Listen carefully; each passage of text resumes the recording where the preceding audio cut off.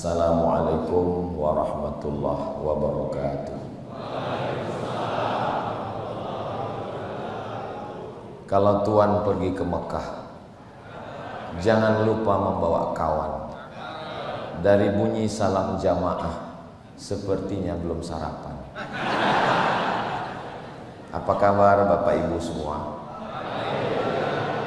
Alhamdulillahi Rabbil Alamin.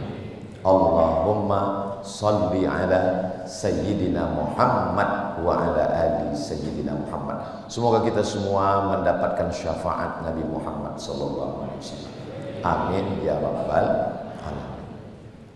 Menurut survei Global Index, nama yang paling populer di dunia sekarang ini, 133 juta manusia menggunakan nama ini, adalah nama Muhammad sallallahu alaihi wasallam. Dan salah satu yang memakai nama itu adalah Jenderal Muhammad Herindra.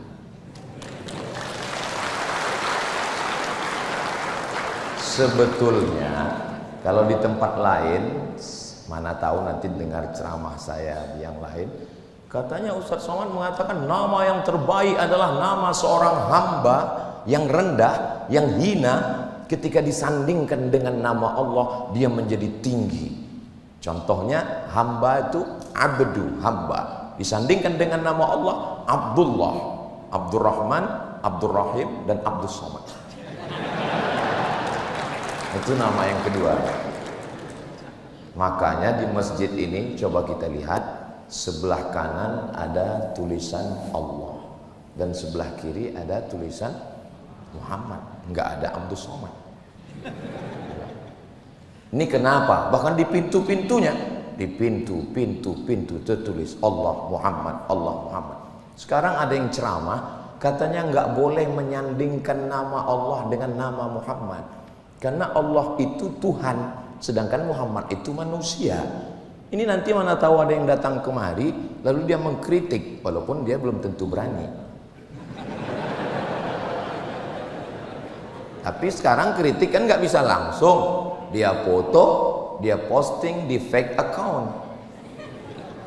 Ketika Nabi Muhammad SAW Isra Mi'raj, Nabi sampai melihat makhluk yang paling besar ciptaan Allah, namanya Arash. Arash artinya singgasana. Di tiang-tiang Arash itu, Nabi melihat ada dua nama yang bersanding. Itulah nama Allah dengan nama Muhammad sallallahu alaihi wasallam. Ketika Nabi Adam makan buah kuldi, lalu dia berdosa, dia bertaubat, doa yang paling tua, Rabbana zolamna anfusana wa illam taufir lana wa tarhamna lanakunanna minal khasirin. Ini mesti diterjemahkan. Boleh hanya bahasa Arabnya saja. Sudah lama saya ke Mekah, habis ke Mekah ke Madinah. Sudah lama saya ceramah, baru ini diwajibkan terjemah.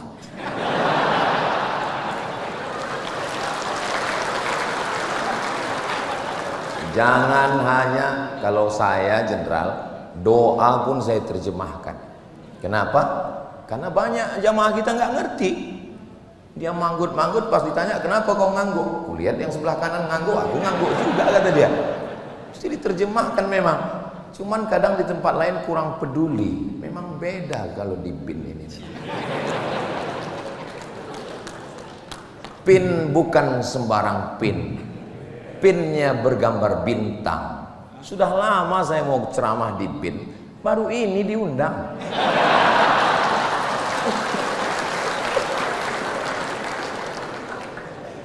Sampai mana tadi ceramah? Nabi Adam berdosa, minta ampun sama Allah, Rabbana zalamna, ya Tuhan kami sudah menganiaya diri kami. Wa illam taufir lana, kalau engkau tidak mengampuni kami, wa tarhamna, kalau kau tidak mengasihi kami, lanakunanna minal khasirin, kami termasuk orang yang rugi. Kenapa dia bilang kami? Karena dia berdoa dengan istrinya. Maka ibu, kalau suami berdoa, dengarkan baik-baik. Kadang ada suami ini doanya untuk diri dia saja. Dan kalau suami doanya doa bahasa Arab, bilang sama dia, terjemahkan. Jangan ibu amin-amin aja. Ini ada suami istri waktu sholat tahajud bersama, amin, amin. Pas kejadian baru marah. Ternyata doanya, Allahumma zawwijni zawjatan saniyatan jamilah. Nikahkan aku dengan istri kedua yang cantik. Makanya tanya dulu, kamu ngomong apa tadi?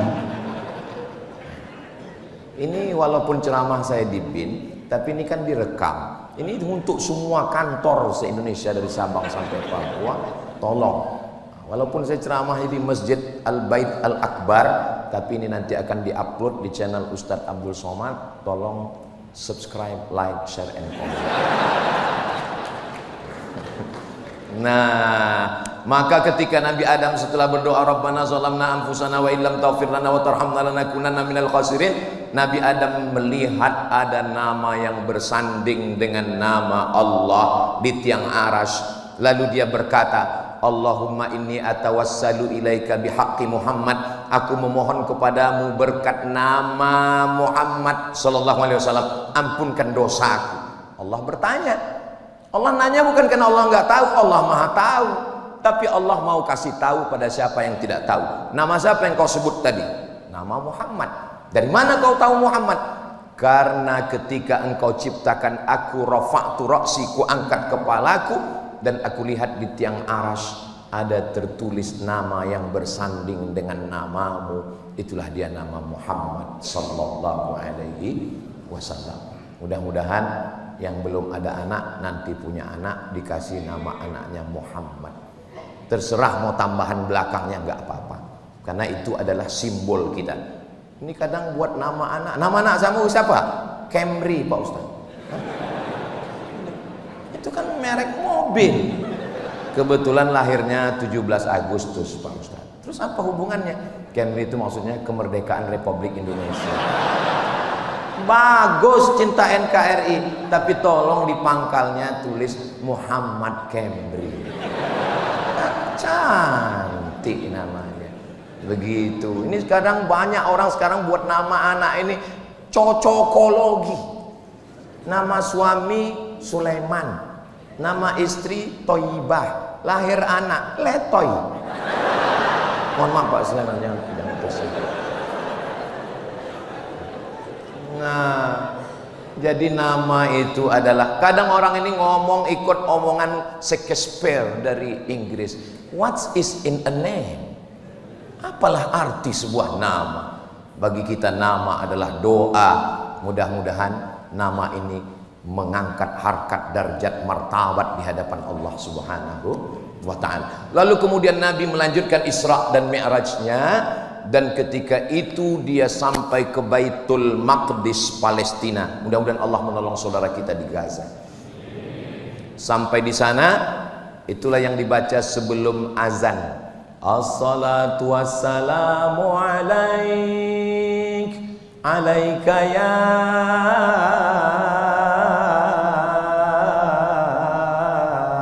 man, ya man asra bi'abdikal muhaiminu laila. Di ujungnya wa antal imam. Terjemahannya, as-salatu wassalamu alaik, salawat dan salam untukmu ya Muhammad sallallahu alaihi wasallam. Ya man asra bi'abdika, wahai engkau yang sudah memperjalankan hambamu lailan di waktu malam. Dan ketika sampai di Palestina, wa antal imam, dan engkau yang menjadi imam sholatnya, nabi-nabi yang lain menjadi makmumnya. Dan di sini pun ada juga namanya Bapak Imam Sugianto. Masya Allah, Imam Sugianto, Bapak Wakil BIN, Wakil Kepala BIN. Lalu kemudian Islam ini pun berkembang. Yang membawa Nabi Muhammad Isra Mi'raj itu, yang membawanya adalah Jibril. El artinya Tuhan, Jibr artinya kekuatan, Jibrail kekuatan Tuhan. Jibrail atau Jibril. Il itu artinya Tuhan. Kalau Israel Pak Ustaz? Izra artinya pertolongan. El Tuhan. Israel pertolongan Tuhan. Pakai ain. Israel. Karena dia tidak mau disalahkan. Makanya nggak ada orang ketika ditanya, kenapa bapakmu meninggal? Dicabut Israel. Nggak ada. Kenapa si Anu meninggal? Stroke. Kenapa si Anu meninggal? Mencret. Karena dia ditolong oleh Tuhan. Ditolong Allah sehingga dia mampu mencabut nyawa itu. Israel. Kalau Israel, Pak Ustaz? Isra artinya hamba. El artinya Tuhan. Israel hamba Tuhan. Terjemahan Arabnya Abdullah, Abdurrahman, Abdul Somad. Tapi jangan setelah ini panggil saya Israel. Jadi El bahasa Ibrani, Hebrew language artinya Tuhan. Kalau Rafael,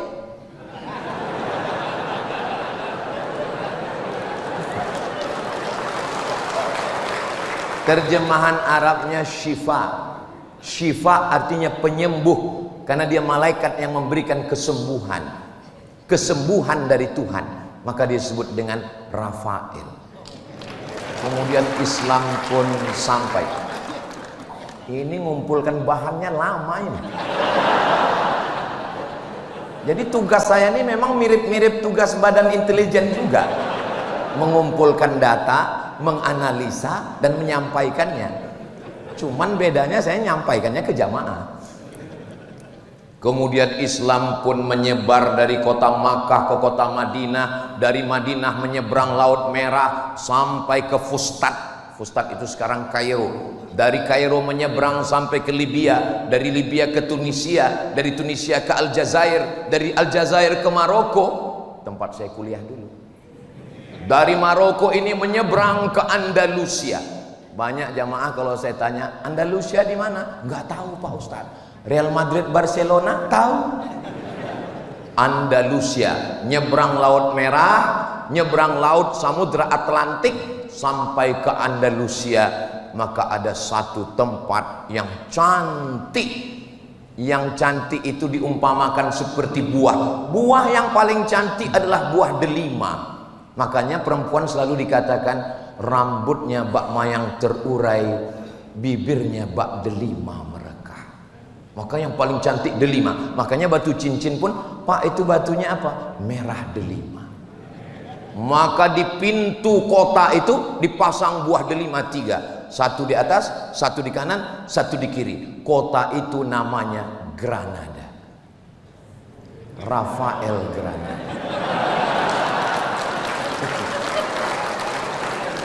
Kota yang indah di Spanyol sana. 700 tahun lamanya umat Islam berkuasa di sana, sampai akhirnya tergoda, terpukau, terlena. Memang generasi biasanya terbagi 3. Pertama generasi penikmat, yang kedua pertama pejuang berjuang, setelah itu mulai penikmat, lama-lama penghancur. Memang organisasi pun begitu, yayasan pun begitu, umat Islam pun begitu. Akhirnya umat Islam hancur di Spanyol. Mudah-mudahan nanti kita panjang umur, sehat badan, bisa berangkat umroh dan langsung kita jalan-jalan ke Granada, Spanyol, insya Allah. Ongkos tanggung masing-masing. Kalau tuan pergi ke Madinah, jangan lupa bawa deterjen. Sudah lama saya ceramah, baru sekarang disuruh menjelaskan tentang intelijen. Bagaimana Ustadz tentang Nabi Muhammad sebagai manusia yang memiliki intelijen? Jadi pada hari Kamis siang setelah zuhur, Nabi datang ke rumah Abu Bakar Siddiq. Wahai Abu Bakar Siddiq, ya, nanti malam kita hijrah. Kenapa begitu ya Rasulullah? Karena tadi ada rapat di Darun Nadwah. Semua kepala suku sudah bersepakat, nanti malam jam 2 malam mereka akan datang ke rumah saya dan akan mencincang kepala saya. Maka nanti malam sebelum bangun tahajud kita akan pergi naik ke Jabal Sur. pertanyaannya. Dari mana Nabi tahu bahwa pagi Kamis tadi ada rapat? Jangan kemana-mana, kita lanjutkan setelah yang satu. Begitu kalau ceramahnya di TV. Dari mana Nabi tahu bahwa pagi tadi ada rapat antara Abu Jahal, Abu Lahab, dan abu-abu lainnya? Kok bisa dia tahu? Ternyata rapat pagi itu disadap. Pentingnya sadap menyadap. Sehingga datang laporan itu ke Nabi, dan sadapnya nggak pakai kabel, wireless. Menyampaikan berita ke Nabi, wahai Muhammad SAW, nanti malam kamu akan hijrah karena mereka akan bersepakat mengirim anak-anak muda ke tempat tidurmu, mereka akan mencincangmu. Apa alat yang dipakai? Jibril alaihissalam. Lalu Nabi pun malam itu dia keluar rumah. Anak-anak muda 12 dengan pedang yang panjang, dengan tangan yang kekar, sudah siap mencincang Nabi. Berikut saat mereka akan masuk ke dalam rumah, Nabi pun keluar. Itulah maka kita baca ayat itu malam Jumat. Apa ayatnya? Wa ja'alna min baini aydihim sadda wa min khalfihim sadda fa aghshaynahum fahum la yubsirun. Sari tilawahnya. Wa ja'alna min baini aydihim sadda, di depan mereka kami jadikan tembok. Wa min khalfihim sadda, di belakang mereka ada tembok. Fa aghshaynahum, mata mereka kami tutup. Fahum la yubsirun, mereka tidak bisa melihat apa-apa. Maka pada saat itu Nabi pun keluar, mereka terpukau tidak melihat apa-apa. Tolong ayat ini jangan dipakai waktu ada razia lalu lintas. Ada orang kadang naik motor pas ngeliat ada polisi, wa ja'alna min baini aydihim sadda wa min khalfihim sadda fa aghshaynahum fahum la yubsirun. Iya, tetap disemprit, prit katanya. Loh, kok Bapak ngelihat? Orang saya baca itu juga, kata Pak polisi. Polisinya ngaji. Kamu nonton ceramah Ustaz Somad juga kan, katanya? Iya. Ya bodoh be aku. Makanya kalau membaca ayat itu penting tahu artinya. Kalau enggak orang ini merangka ini bim salah bim abrakadabra. Agama Islam ini ngerti, paham. Makanya saya, tapi kalau ayat sholat nggak usah diterjemahkan. Jangan mentang-mentang saya ngomong mesti terjemahkan lalu sholat.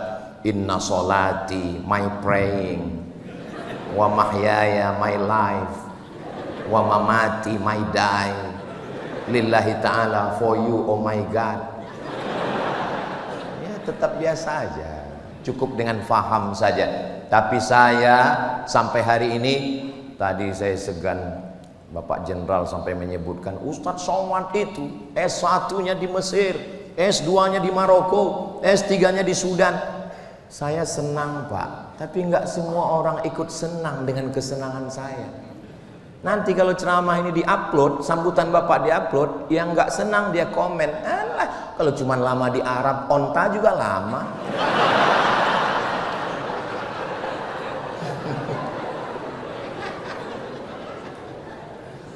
Nah, jadi Nabi Muhammad SAW kemudian naik ke atas Jabal Thur, dan dia di sana selama 3 malam. Tadi hari Kamis, malam Jumat, malam Sabtu, malam Ahad, 3 malam. Ngapain dia 3 malam di atas? Dia berstrategi, nunggu. Karena ini hiruk pikuk. Dari mana dia tahu bagaimana perkembangan informasi yang ada di kota Makkah waktu itu? Ada yang mengejar, ada yang membunuh, ada yang mencari, ada yang memeriksa, ada yang interogasi, macam-macam. Diutus seorang laki-laki, namanya Abdullah, nama ayahnya Abu Bakar, nama kakeknya Abu Quhafah, Abdullah bin Abi Bakar bin Abi Quhafah. Malamnya tidur di atas, siangnya keliling mendengarkan informasi apa yang terjadi. Walaupun dia tidak terdaftar di kantor BIN, dia sedang mendengarkan apa yang terjadi. Hati-hati, dinding dan tiang bisa bertelinga. Dia siang pura-pura nggak tahu, tapi malam dia naik ke atas cerita situasi begini ya Rasulullah, jangan turun dulu. Padahal kalau kita mau ini nggak perlu pakai ini, kan selesai. Ada Jibril, ada Mikail, ada Israfil, ada Israel, ada Munkar, ada Nakir. Innama amruhu iza arada syai'an ayakula lahu kun fayakun. Tapi kenapa ceritanya mesti nginap dulu 3 malam di atas, mesti ada yang dengar berita? Nabi mau ngajarkan kita hidup ini berstrategi dan mesti ada intelijen. Nggak boleh. Makanya tadi kalau Pak Jenderal mengatakan ini mesti ada pakai peci merah, jangan Pak Jenderal, nanti ketahuan.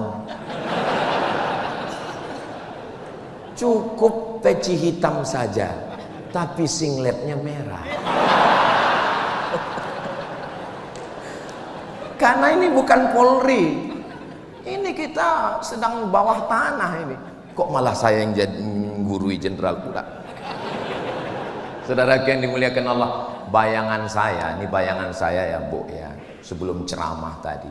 Ini nanti ceramah di BIN ini pasti bawaannya macam khutbah Jumat ini nanti. Ternyata Masya Allah, itu tergantung bagaimana pimpinannya nyambut kita. Ini kan sebelum kesini kami sudah ngobrol dulu tadi. Jadi saya sengaja dibawa oleh jenderal bicara nyantai, ketawa. Saya tahu beliau kan melihat saya ini jangan-jangan Ustaz Somad lagi grogi.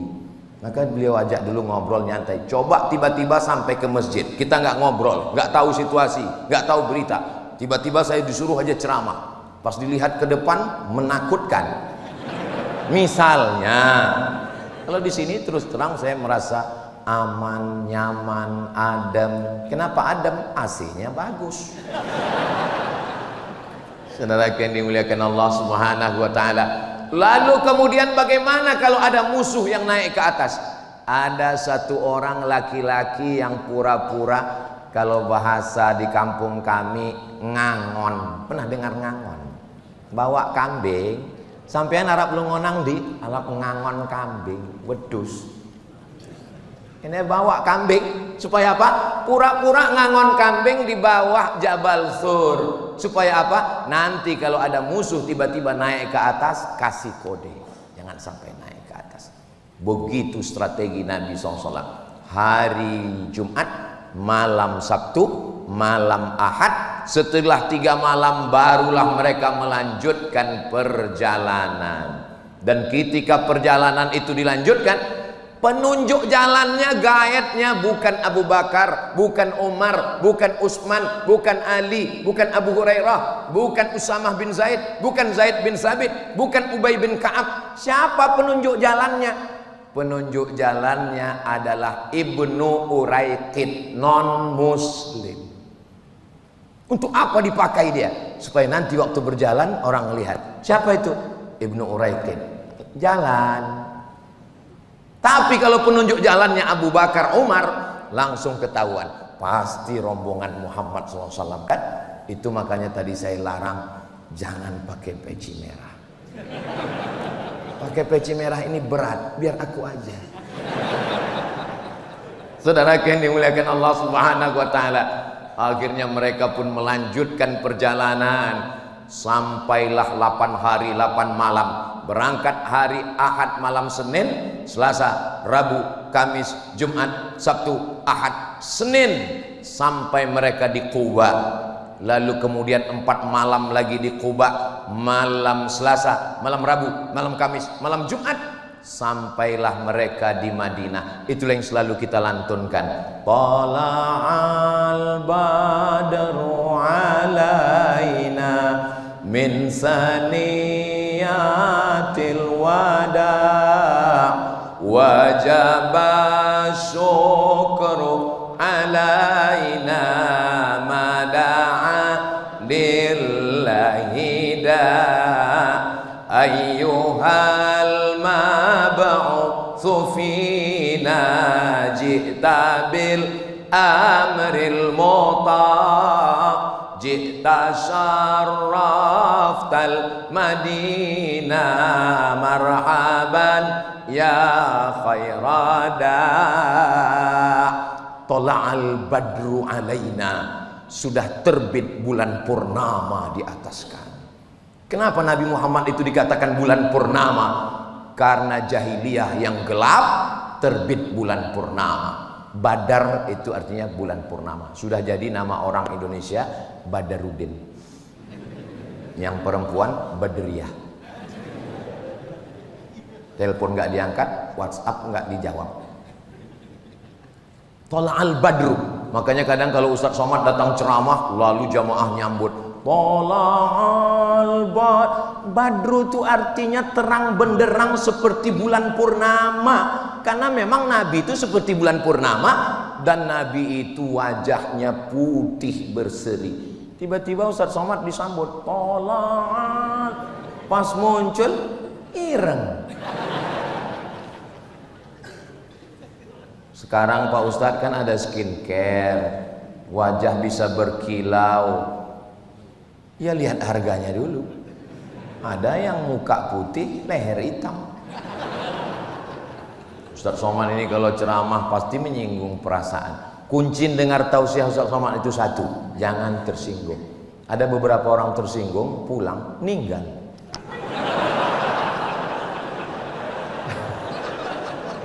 Bukan kan, memang udah ajalnya sampai. Mudah-mudahan kita semua sehat walafiat. Takut juga. Lalu kemudian Nabi Muhammad sampai. Kenapa Nabi sampai itu disambut tola al badru alaina? Karena sebelum Nabi sampai ke sana, Nabi sudah kirim sahabatnya dulu. Siapa namanya? Mus'ab ibnu Umair, Sa'ad bin Zararah. Mereka ke Madinah dulu, nyari pengikut dulu, yang bai'at Aqabah selama 2 kali musim haji. Mereka datang, bawa jamaah, pulang lagi, mempersiapkan semua. Barulah Nabi datang ke kota Al-Madinah Al-Munawwarah. Jadi jangan bayangkan Nabi itu Bismillahirrahmanirrahim, la haula wala quwata. Enggak begitu guys. Dia perlu penuh dengan intelijensia, kecerdasan untuk menjaga, membaca, bagaimana mengumpulkan informasi yang ada di Madinah, menganalisa informasi dan menyampaikan informasi ini ke Nabi. Yang mau ditangkap ini ada 2. Yang pertama peluang, dan kedua ancaman.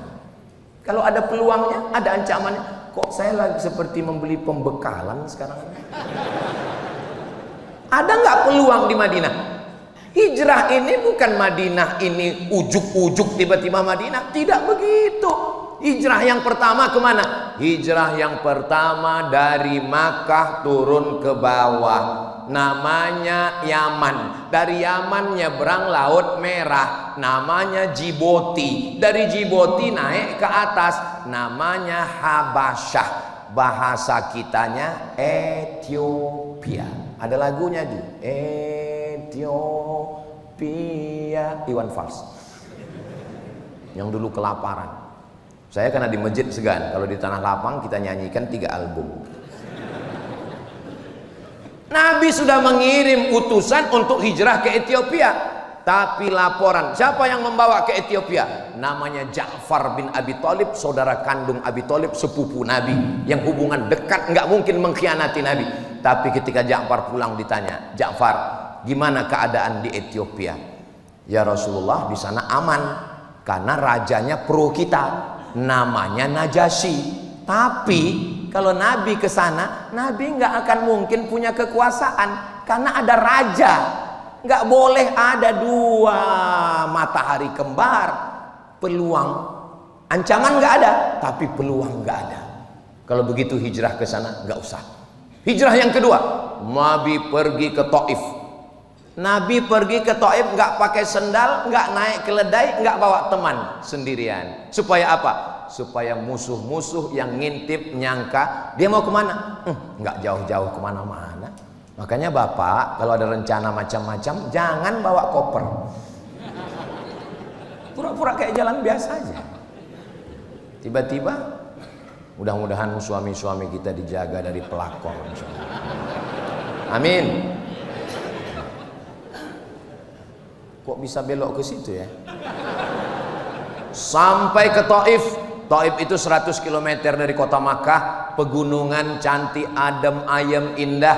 Lalu kemudian sampai di Taif, Nabi tidak disambut dengan tola'al badru alaina, dilempar pakai batu, dilempar pakai kayu, dilempar pakai tulang onta, salah satunya mengena ke telapak kakinya, berdarah. Apa kata malaikat Jibril? Kalau sampai darah di telapak kakimu itu menetes ke tanah, maka akan aku ratakan mereka semua mati. Nabi mengusap telapak kakinya supaya darahnya enggak netes ke tanah. Seandainya saya yang dapat tawaran itu, wahai Abdul Somad, seandainya darah kakimu menetes ke tanah, kumatikan semua haters-hatersmu dan buzzer-buzzer yang mengejekmu. Tanpa tunggu pikir panjang, saya usapkan ke tanah langsung.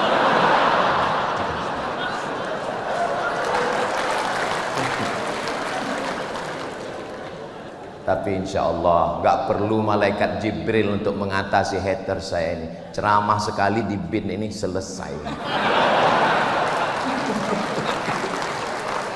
Saudaraku yang dimuliakan Allah Subhanahu. Makanya tadi waktu keluar dari kantor kan ada logo bin besar, bintang kan. Saya sebetulnya mau ngajak Pak Jenderal foto. Cuman saya kan menjaga harga diri saya juga.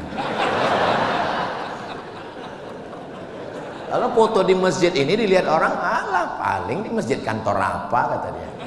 Saudaraku yang dimuliakan Allah Subhanahu wa taala. Lalu kemudian Nabi sallallahu alaihi wasallam kembali ke kota Makkah Al-Mukarramah. Begitulah Nabi. Lalu kemudian ketika terjadi tahun pertama aman, tahun kedua perang Badar, tahun ketiga perang Uhud, tahun keempat, tahun kelima perang Khandaq. Nama perangnya Khandaq. Khandaq ini parit yang digali, parit yang digali. Lalu kemudian datanglah seorang laki-laki. Ini yang akan menyerang kita, 3 pasukan koalisi. Yang pertama orang Yahudi, yang kedua orang musyrik dari Makkah, yang ketiga orang munafik yang berada di dalam pasukan kita. Siapa mereka? Menggunting dalam lipatan, menjegal kawan seiring, menikam dari belakang. Maka kemudian Nabi pun menyusun strategi. Apa yang dilakukan Nabi? Nabi bertanya, kira-kira apa yang mesti kita lakukan? Musyawarah. Setelah musyawarah, datanglah seorang sahabat Nabi, bukan orang Arab, dia dari Persia. Namanya Salman Al-Farisi. Itulah qori kita tadi, Ustaz Salman. Mana Ustaz Salman? Masih ada di sana? Ustaz Salman. Dari ujung nama itu kita sudah tahu orang itu dari mana. Al-Farisi berarti dari Persia. Al-Misri dari Mesir. Al-Makki dari Mekah. Al-Batawi. Jadi kita udah tahu dia berasal dari mana. Dulu Bu, dulu Pak. Dulu orang Arab itu ngejek kita Jawi Bagar. Jawi artinya orang Jawa. Jawi itu bukan cuma orang Jawa, orang Sumatera, orang Kalimantan, orang Sulawesi, semua Nusantara ini dulu disebut Jawi. Dan mereka ngejek Jawi Bagar. Bagar itu bakor. Bakor Pak Ustadz, kan ada dalam surat Al-Quran Al-Baqarah, sapi. Asal ngelihat orang kita Jawi Bagar. Kenapa dia ejek kita Jawi Bagar? Karena nggak lancar ngomong Arab. Asal ketemu Jawi Bagar. Bagaimana Allah mau mengangkat derajat orang kita di Makkah? Lahir seorang laki-laki, hafal Quran, hafal hadis, nulis tafsir. Judul tafsirnya Marah Labid fi Kashfi Ma'anil Quranil Majid. Namanya Syekh Nawawi Al-Bantani. Orang mana tuh? Banten. Tolong ingat baik-baik, mungkin ini nanti akan keluar dalam UAS ujian akhir semester. Ahli tafsir, pernah ceramah di Al-Azhar Mesir. Syekh Nawawi Al-Bantani, makamnya di Mu'alla di Makkah Al-Mukarramah. Lalu ahli hadisnya, datang lagi seorang anak laki-laki dari Jawi juga, namanya Mahfuz, di ujung namanya At-Turmusi. Turmusi itu dari mana Pak Ustaz? Tremas Pacitan. Pripun kabare panjenenganipun? Sae. Muga-muga sing melu acara iki padha kabeh mlebu nang surga. Oh, banyak orang Jawa. Dari Pacitan, ahli hadis, orang hebat. Muridnya siapa? Syekh Mahfud Al-Termasi punya murid. Jenenge siapa? Syekh Muhammad Hashim Asy'ari mendirikan Nahdlatul Ulama. Naik derajat jauh. Lalu kemudian Imam Masjidil Haram. Ada seorang anak laki-laki merantau karena keluarganya ditekan oleh Belanda, menyeberang sampai ke Makkah. Rupanya bak kata pepatah orang Melayu, kalau ada tuah di badan, pasir digenggam menjadi intan. Suatu ketika dia sudah hafal Quran, dia hafal hadis, menikah dengan anak orang kaya. Nama bapaknya Syekh Soleh Al-Kurdi. Al-Kurdi berarti orang Kurdi. Oh, Al-Kurdi. Kurdi sampai sekarang suku yang nggak punya negara. Kurdi ada. Salahuddin Al-Ayyubi orang Kurdi. Syekh Muhammad Said Ramadan Al-Buti orang Kurdi. Kurdi ada di Turki, ada di Suriah, ada di Mesir. Syekh Amin Al-Kurdi nggak punya negara. Lalu kemudian mertuanya Syekh Soleh Al-Kurdi ini membawa anak muda ini sholat di istana raja. Rajanya langsung jadi imam. Pas baca ayat, salah baca dia. Ditakdirkan Allah salah. Lalu kemudian diluruskan oleh anak muda ini di belakang. Setelah diluruskan bacaannya, selesai sholat dia nanya, jenenge sampean sopo? Itu terjemah Jawanya. Kalau bahasa kampung kami, what is your name? Nama saya adalah Ahmad Khotib Al-Minkabawi. Minkabawi, Minangkabau. Syekh Ahmad Khotib Al-Minkabawi, orang Nusantara yang jadi imam di Masjidil Haram, meninggal tahun 1915-1916. Maka bangkitlah marwah harkat martabat orang Nusantara di Makkah Al-Mukarramah. Lalu Syekh Ahmad Khotib Al-Minkabawi, Syekh Nawawi Al-Bantani, Syekh Mahfud At-Turmusi mengirim murid-muridnya. Satu muridnya pulang ke Jombang mendirikan Nahdlatul Ulama. Satu muridnya pulang ke Yogyakarta. Itulah dia Kiai Haji Ahmad Dahlan. Satu muridnya pulang ke Sumatera Barat. Itulah dia Syekh Sulaiman Ar-Rasuli mendirikan Perti, Persatuan Tarbiyah Islamiyah. Satu lagi muridnya pulang ke Medan Sumatera Utara, namanya Syekh Hasan Maksum, mendirikan namanya Al-Jam'iyatul Wasliyah. Muhammadiyah 1912, NU 1926, Perti 1928, Al-Wasliyah 1930. Makanya suatu ketika waktu saya sedang hadir acara ijtima' tabligh 20.000 orang, tiba-tiba datang seorang bertanya ke saya, Ustadz, ya sebetulnya aliran Ustadz apa? Kenapa Bapak nanya begitu? Soalnya kami lihat di NU Bapak sekretaris lembaga Bahsul Masail. Terus di Muhammadiyah Bapak sebagai penasehat lazismu lembaga amil zakat Muhammadiyah. Terus di Al-Wasliyah kami lihat Bapak di komisi dakwah. Terus di Perti Bapak komisi fatwa. Terus saya balik nanya, kamu siapa? Saya Intel, Pak.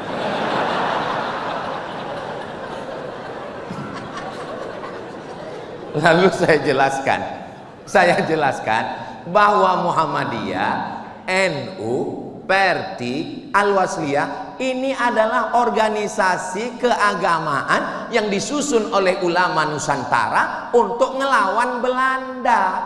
Jadi kalau ada orang ormasnya banyak, itu namanya mazhab ukhuwah, bersaudara, selama masih la ilaha illallah Muhammadur Rasulullah. Alhamdulillah sampai hari ini hubungan kami masih tetap akrab. Jadi nggak masa tersinggung dengan ceramah Ustadz. Orang saya nggak udah nyebut nama. Nama nggak boleh disebut, menjaga kode etik jurnalistik. Nah, jadi kalau dipahami seperti itu, dulu kan kelahi ini antar mazhab ini Pak Ustadz. yang Muhammadiyah subuhnya nggak pakai kunut, yang NU pakai kunut, lalu berantem anak mudanya sampai belaga dalil. Alhamdulillah Ustaz, sekarang sudah nggak berantem lagi. Kenapa? Karena sama-sama nggak sholat subuh.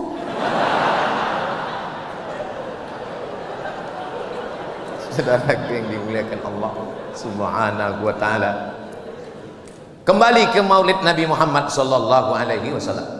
Menceritakan Nabi Muhammad dalam 60 menit. Nabi itu kan umurnya 63, diceritakan dalam 60 menit. Bahasa Arabnya mustahil,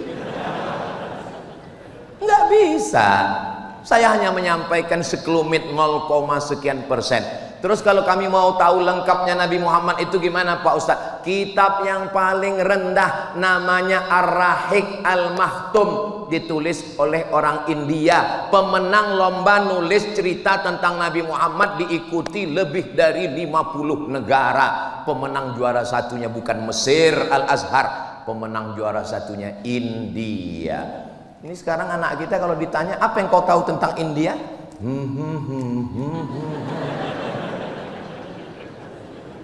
Apa yang kau tentang India?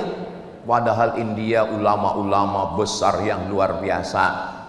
Apa judulnya Pak Ustadz? Ar-Rahiq Al-Maktum. Sudah diterjemahkan ke bahasa Indonesia. Bagus. Saya ada di rumah. Kemarin saya beli pas ada waktu kosong baca. Saya nggak mau gara-gara ini lalu semua pegawai besok sibuk baca.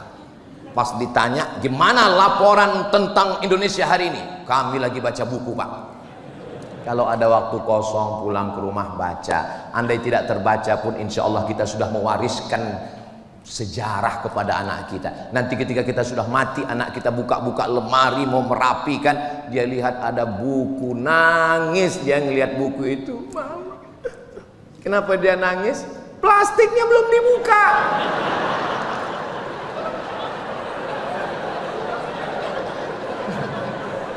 Dia tahu ayah ibunya sibuk untuk mencari nafkah untuk dia. Kita husnuzon. Ustadz, saya kalau Ar-Rahiq Al-Maktum sudah baca. Saya mau yang tingkat tinggi Pak Ustadz. Ditulis oleh cendekiawan non muslim. Namanya siapa? Namanya adalah Karen Armstrong. Karen Armstrong seorang biarawati perempuan, lalu kemudian dia menjadi penulis buku. Dialah yang menulis buku History of God, sejarah Tuhan. Habis itu dia tulis History of Prophet Muhammad, peace be upon him, Muhammad sallallahu alaihi wasallam. Kalau yang nulis kehebatan Nabi Muhammad orang Islam, ya biasa aja. Tapi ini bukan Islam. Dia mengungkapkan bagaimana akhlak Nabi Muhammad sallallahu alaihi wasallam. 100 tokoh dunia. Yang nulis namanya Michael H. Hart. Judul bukunya 100 Ranking Influential Person in History. Ternyata kalau kita habis sarapan nasi uduk ini lancar bahasa Inggris. 100 ranking dunia. Nabi Musa ada, Jesus Christ ada, Siddhartha Gautama ada, Abraham Lincoln ada.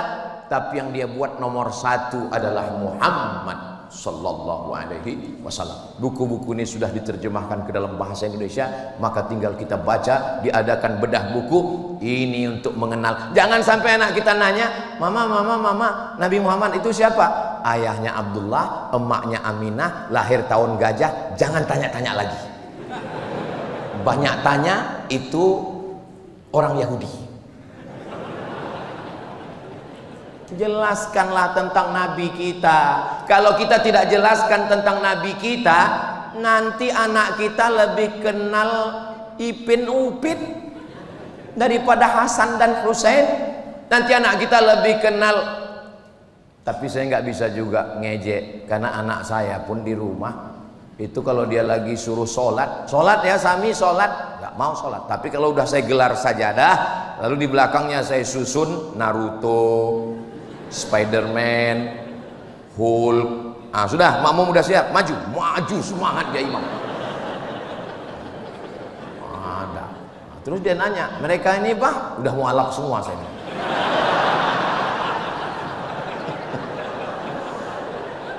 Ya kita dengan bahasa anak-anak. Jadi jangan ibu sangka, jangan bapak sangka karena saya ini ustadz, lalu saya ngomong dengan anak dengan bahasa ustadz. Ya nggak begitu. Nggak biasa saya pulang. Saya ceramah ini cuman Jumat, Sabtu, Ahad, Senin. Kalau Selasa, Rabu, Kamis, saya di rumah sebagai seorang ayah. Saya gendong anak saya. Kalau dia pipis, saya ganti pempersnya. Kalau dia saya berpikir sekali lagi. Jangan bayangkan Ustadz Somad ini kan Ustadz, lalu kalau saya pulang ke rumah, anak istri saya tunjuk, ya ayyuhalladzina amanu.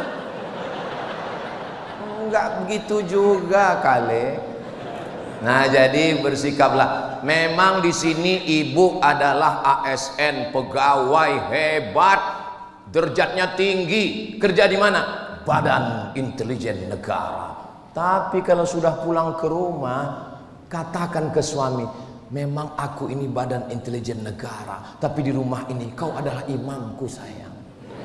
Begitu. Jangan, saya ini sebetulnya mewakili suara laki-laki yang teraniaya.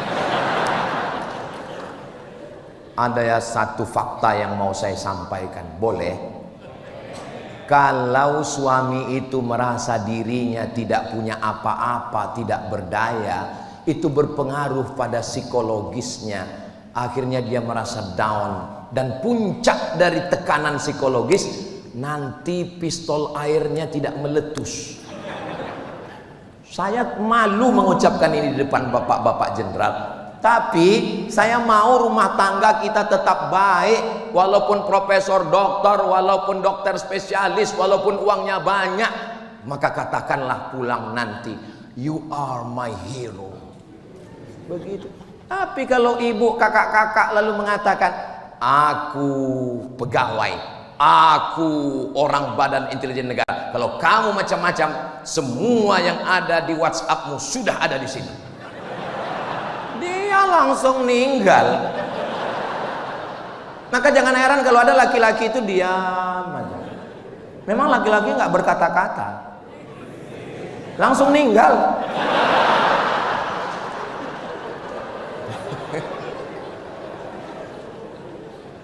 Sayang, ini slip gaji, ini tabungan, semua milikmu. Jangankan uang ini, jangankan SK, ASN, PNS ini, nyawa aku berikan padamu. Satu-satunya kesalahanku dalam hidup cuma satu. Apa itu, Dek? Mencintai. Begitu. Ini kayaknya Ustadz Somad udah banyak dapat bisikan ini. Saya termasuk Ustadz yang nggak bisa dibisik-bisiki. Karena yang membisik itu adalah alladzi waswisu fi sudurin nas minal jinnati. Makanya kalau ada teman yang suka bisik-bisik, itu berarti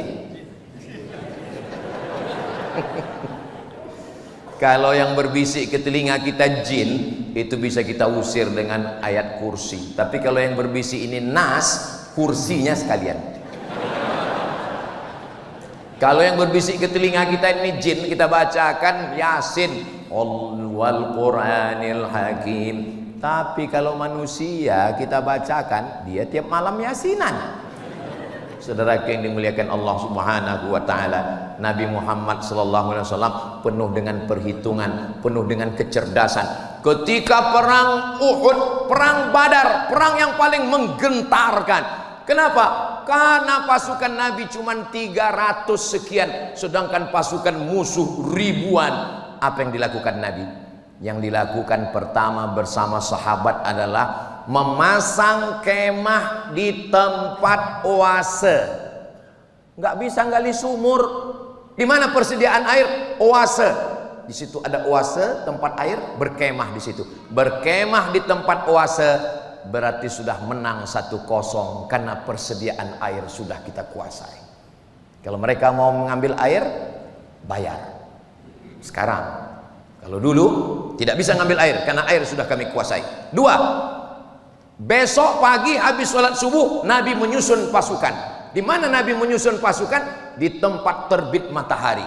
Ini matahari terbit dari sini, Nabi susun pasukan. Orang musuh terlambat, lalu mereka nyusun barisan di depan. 2-0 mereka kalah. Kenapa? Karena kalau melawan matahari, matanya silau. Kacamata hitam belum ada. 2-0. 3-0. Nabi tahu berapa jumlah mereka. Dari mana Nabi bisa tahu jumlah mereka? Kata Nabi, malam-malam amati kalau ada mereka yang nyuri air. Tengah malam ada satu orang nyuri air, tangkap. Pas ditanya, berapa pasukan kamu? Saya nggak bisa jawab. Kenapa kamu nggak bisa jawab? Saya tukang masak. Ternyata dia bukan tentara, dia tukang masak. Dia bilang saya nggak tahu. Kamu masak satu hari berapa ekor kambing, berapa ekor lembu, berapa ekor unta? Dia sebutkan, saya masak kambingnya sekian, lembunya sekian, untanya sekian. Nabi langsung mikir, kalau kambingnya sekian, lembunya sekian, untanya sekian, berarti pasukannya sekian, kita siap menghadapinya. Jangan menghadapi musuh dengan mata yang rabun. Terus Ustadz datang berani ceramah ke Badan Intelijen Negara ini, apa persiapan Ustadz? Beberapa sahabat saya sudah kirim WhatsApp duluan. Ustadz Somad, kantor BIN sudah aman. Siapa mereka Pak Ustadz? Mereka adalah sahabat-sahabat saya yang waktu saya keliling se-Indonesia. Waktu dulu mereka menjadi Dandim, mereka menjadi Kapolres. Ternyata mereka sekarang sudah bekerja di sini, walaupun mereka tidak pakai peci merah. Saudara yang dimuliakan Allah Subhanahu wa taala, tadi saya tausiah ini jam 10 kurang 15. Sekarang sudah jam 11 kurang 20. Artinya saya sudah ngomong 55 menit. Tapi rasa saya, nggak tahu perasaan Bapak ya. Rasa saya baru ngomong beberapa menit aja rasanya. Padahal ini saya kalau ngomong itu Bapak Ibu, saya lihat bagaimana audiens. Saya sudah ngomong 55 menit, yang kakak-kakaknya tetap fokus, yang perempuan laki-laki juga fokus. Apakah ini karena diawasi CCTV? Wallahu alam, tapi rasanya nggak ada. Kenapa mereka begitu serius? Saya husnuzon aja ya. Husnuzon ini memang mereka betul-betul mau ngaji kelihatannya. Di tempat lain kadang saya baru ceramah 15 menit langsung seperti ilmu padi, makin berisi makin menumpuk. Kadang baru saya ceramah 10 menit langsung keluar kuda Nil. Saya Pak Ibu pernah saya ceramah 5 menit. 5 menit ceramah saya tutup, saya pulang. Kenapa? Ya saya kehilangan mood. Tapi hari ini, padahal ini hari terakhir saya dari mulai hari Jumat, hari Sabtu, hari Ahad, hari Senin, habis dari sini nanti ke KPK, habis itu saya ke airport pulang, ini sudah tinggal 5 watt lagi ini sudah. Tapi saya justru semangat. Kapan Ustadz ceramah yang paling gak semangat? Waktu ada satu daerah saya ceramah pas menjelang kultum buka puasa. Itu memang kehilangan semua. Kita udah berapi-api, mereka semuanya ngelihat kita macam ayam goreng ditinggal. Walau polisi, walau tentara, walau jaksa, walau hakim, tapi dia tetaplah tubuhnya terdiri dari darah, dari daging, dari kuku, dari bulu, jantungnya tetap berdegup dan berdetak. Dia tetap manusia, punya rasa takut, rasa cemas, rasa khawatir. Apa yang membuat kita kuat? Yang membuat kita kuat tidak lain adalah zikir kepada Allah, la ilaha illallah Muhammadur Rasulullah. Berangkat dari rumah, aku sebagai seorang abdi negara, tugasku adalah mengumpulkan informasi, menganalisa, memberikan kepada kepala negara untuk 2, peluang dan ancaman terhadap negara. Yang kulakukan ini adalah amal ibadah. Bismillahirrahmanirrahim, la haula wala quwata. Bapak yang bekerja lembur, nanti ditelepon sama istri, di mana sayang? Ibadah.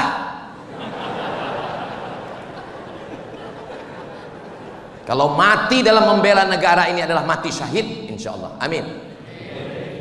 Mama, ya. Kata Ustadz Somad, kalau mati membela negara ini mati syahid. Mudah-mudahan papa mati syahid. Saudara yang dimuliakan Allah Subhanahu wa taala, di balik laki-laki yang gagah perkasa, ada perempuan yang luar biasa.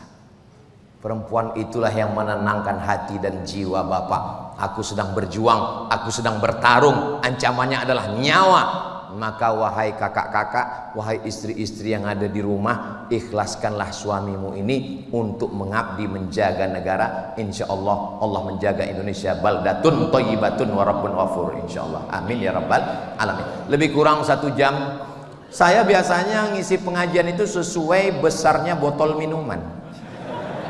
Ini sebetulnya kalau standar ini 300 ml ini, setengah jam. Tapi karena saya merasa nyaman ceramah ini, maka insya Allah karena hati yang menerima ini semuanya hati orang yang baik-baik, insya Allah. Di mana letak jantung yang mengalirkan darah ke otak, ke mata, ke kepala, ke tangan, ke kaki? Nih, berdegup dan berdetak. Biasanya kalau mikrofonnya mahal itu bisa kedengaran detaknya. Itu jantung yang normal. Tapi ada jantung yang nggak normal. Biasanya jantung nggak normal itu disebabkan oleh 3. Yang pertama jatuh cinta, yang kedua jatuh tempo, yang ketiga Pak Ustadz ceramah di BIN. Saudara yang dimuliakan Allah Subhanahu wa taala. Ala bi dzikrillahi tatmainnul qulub. Dengan banyak berzikir mengingat Allah hati menjadi tenang. Pejamkan mata. Tarik nafas panjang. Hembuskan. Amati nafas. Kosongkan pikiran. Kosongkan. Datang wajah istri. Nggak jadi fokus. Hilangkan semua masalah, fokus, kosongkan. Bagaimana ketika sedang kosong itu tiba-tiba datang malaikat maut? Mati kita. Ditanya sama malaikat, "Marabbuka?" Kosong. Jangan pernah kosong. Saya nggak pernah kosong. La ilaha illallah, la ilaha illallah, la ilaha illallah. Afdalu dzikri la ilaha illallah. Hanya saja zikir itu ada yang di lisan, ada yang di qalbi. Kalau lagi nggak ada orang, ya kita zikir la ilaha illallah. Pas lagi ada orang, ya kita tetap ngobrol, tapi di dalam tetap la ilaha illallah. Ini kadang orang ini baru-baru tobat, baru hijrah, pas lagi ada orang la ilaha illallah. Pas nggak ada orang, main game. Apa ini? Gitu. Tapi saya nggak mau juga gara-gara ini lalu nanti Pak Jenderal mengadakan rapat masing-masing divisi dan sektor ditanya bagaimana laporan tentang keamanan negara kita. La ilaha illallah. Bagaimana visi misi ke depan Indonesia Emas 2045? Kita serahkan semuanya pada Allah, Pak Jenderal. Ini bukan ajaran Islam. Islam itu penuh dengan strategi. Islam itu penuh dengan intelijensia. Islam itu penuh dengan target-target. Ketika menggali parit, paculnya itu kena dengan batu, memancar cahaya. Apa kata Nabi? Pada pancaran cahaya, aku lihat kalian sudah menguasai Yaman. Pada pancaran yang kedua, aku lihat kalian sudah menguasai Rum. Pada pancaran yang ketiga, aku lihat kalian sudah menguasai negeri Syam. Apa kata Nabi? La taftahunnal Konstantinia. Kalian akan menguasai Konstantinopel. Visi misi 2045 Indonesia Emas. Begitu. Berapa tahun baru dikuasai Konstantinopel? Dikuasai Konstantinopel 700 tahun setelah Nabi meninggal oleh seorang anak muda umur 19 tahun namanya Muhammad Al-Fatih. Al-Fatih sang penakluk barulah dikuasai. Tertulis di pintu Masjid Konstantinopel Hagia Sophia, la taftahunnal Konstantinia, kalian akan menguasai Konstantinopel. Visi misi ke depan. Makanya kadang saya ketemu dengan anak-anak pesantren, taman ini mau kemana? Saya serahkan pada Allah. Datang 10 anak pesantren ke rumah, gurunya ngomong, tolong Ustadz berikan pembekalan mereka. Saya tanya satu-satu, kau mau kemana? Ya bagaimana nasib aja Pak Ustadz. Saya suruh pulang semua. Nggak ada yang bisa dikasih pembekalan. Islam ini akan maju dengan program, dengan visi misi, dengan pemikiran. Itulah yang dapat saya sampaikan pada kesempatan yang baik dan mulia ini.